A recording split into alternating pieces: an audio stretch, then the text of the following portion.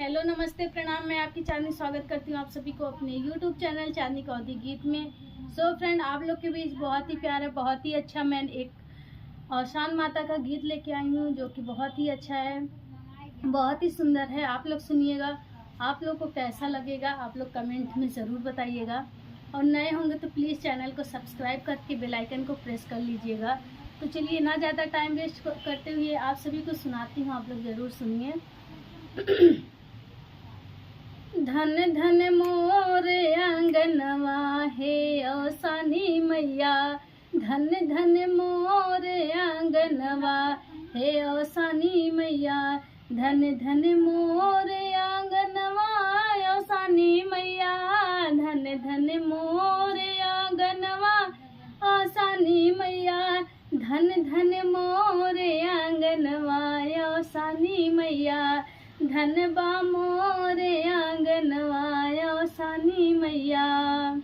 हाथ जोड़ी मैया पौआ पड़ीला, हाथ जोड़ी मैया पौआ पड़ीला, सुन लायर जे हमार है औसानी मैया, सुन लायर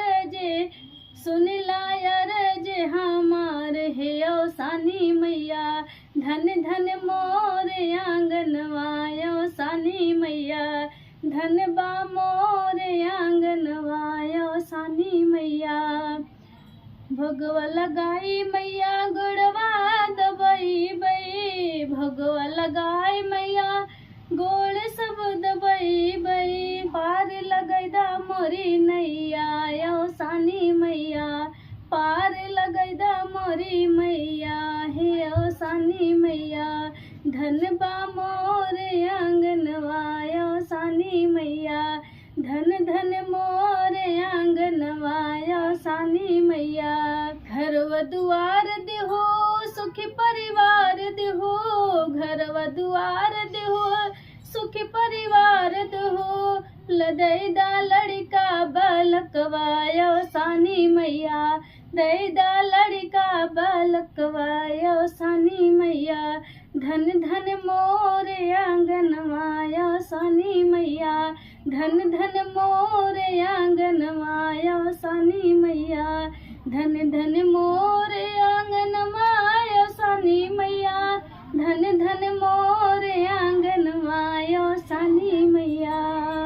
सो फ्रेंड, आप लोग को ये मेरा गीत कैसा लगे आप लोग कमेंट में ज़रूर बताइए। मिलते हैं नेक्स्ट वीडियो में, तब तक के लिए बाय बाय। सभी को टाटा, टेक केयर, सभी को नमस्ते, प्रणाम, हर हर महादेव।